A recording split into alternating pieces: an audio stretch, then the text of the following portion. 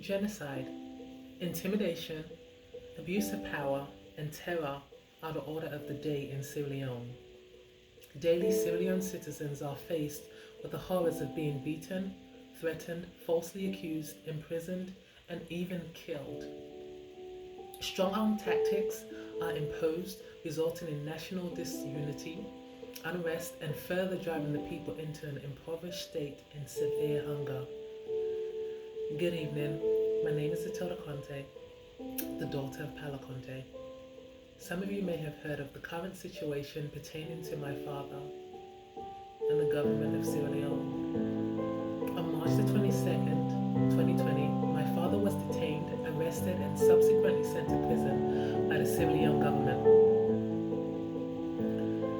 On March the 16th, 2020, my father was invited to the State House by the President to join him and his team to discuss Sierra Leone's fight against the current COVID-19 pandemic. This was due to his expertise and execution of duties while serving as the CEO of the Ebola Response Unit from 2014 to 16. Even though this current administration has been on a witch hunt to defame his name, works, and assassinate his character, he agreed to be a part of the team and pledged his support for the good of the country, ensuring thousands of lives would again be saved during these tough times. On the 17th of March 2020, my father and the current health minister traveled to Lunge Airport to assess inbound and outbound passenger safety and new sanitation procedures. On the 19th of March, the day in question, my father went to the State House again to meet the President and further discuss matters. Upon his arrival, he specifically informed security that he was carrying a bag which contained a licensed firearm. Even though my father asked security to hold his bag because he is fully aware of State House protocol, security refused to take the bag and told him to keep it. However, my dad in turn refused to take his bag into the meeting with the President and left it at the security entrance. The overall reason why my father carries his firearm is because he was never provided a security detail even after serving in office 2 separate times as Minister of Defense. Once upstairs, inside the waiting room and waiting to speak to the President, the head of security arrived 45 minutes later and asked, "Whose bag is this?" My father responded that it was his and was immediately questioned by CID, then sent home. At no time was my father intercepted or tackled over his weapon. He properly declared the weapon and left it at the security station downstairs and waited to attend the meeting. The following day, CID went to my father's house and invited him to their office for further questioning. However, upon arrival, he was immediately arrested. Less than 48 hours later, he was transferred to Bedemba Prison, one of Sierra Leone's most notorious and dangerous prisons. He was imprisoned without any formal charges of a crime, which is a violation of his human rights. Article 9, no one should be subjected to arbitrary arrest, detention, or exile. 10 days later, he was finally charged with treason and a myriad of other charges, totaling 16 counts. All of these charges are bogus, contradict each other, and are just baseless accusations. Many, if not all, government buildings have CCTV for foolproof coverage to deter and prevent crime and keep their employees honest. The government's prosecution team has refused to produce the CCTV footage, which may hold key evidence as to what transpired on that day between my dad and security. They are attempting to build a case on evidence they refuse to share or produce. My father's defense team has demanded this video footage. Initially, when asked for the video footage, the SLPP government stated there was a power outage at the time the incident took place, which proved to be a lie. Now they are stating national security issues. All of these excuses are bogus and proved to their lack of integrity, unwillingness to get to the truth, and inability for my father to have a fair trial.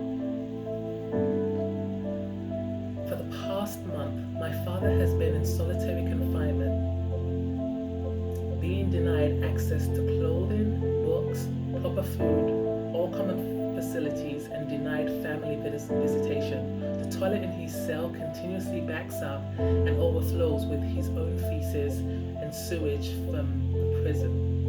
During the Easter holiday, he was forced by authorities to remain in his cell and sleep with an overflowing toilet that drenched his mattress and pillow, even though there were open cells in that unit.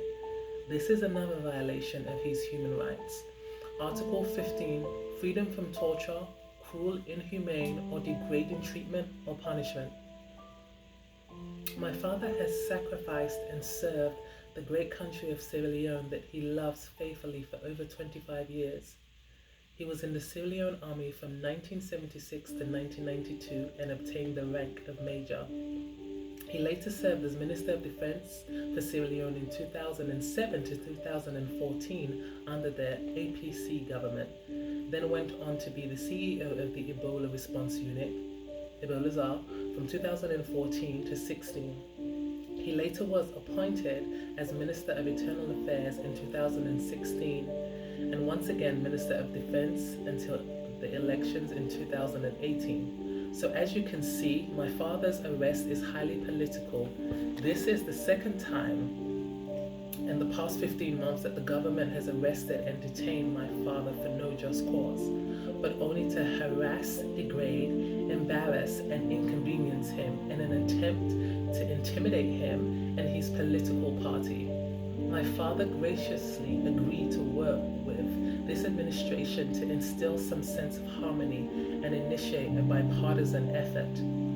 He does not deserve such continuous harassment. This man has saved thousands of lives in Sierra Leone and defended many that had no voice while practicing law in London. On the 29th of April 2020, just 6 days ago, the SLPP government staged a prison fire and riot in hopes of killing my father and other political prisoners. This attempt was unsuccessful, but unfortunately, approximately 48 innocent prisoners and guards were shot and killed in the process. Later that same day, the government arrested my father's wife. She has been languishing in jail for a week without any formal charge. Dr. Silver Blyden, a well-known activist and journalist, was also arrested in an attempt to silence her. Since the riot, the state has refused to give my family or the lawyers access to my father or even his location. While governments around the world are protecting their people against COVID-19, the SLPP government is using this as a tool to infringe on people's rights, freedom of speech, imprison whomever they want, and ultimately prolong my father's case.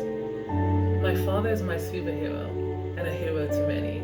He is also my first love, a pillar to my family and the community. Alfred Palo Conteh is an asset to not just our society, but also to the world. A well-educated man who would never jeopardize his legacy and all he has worked hard to attain.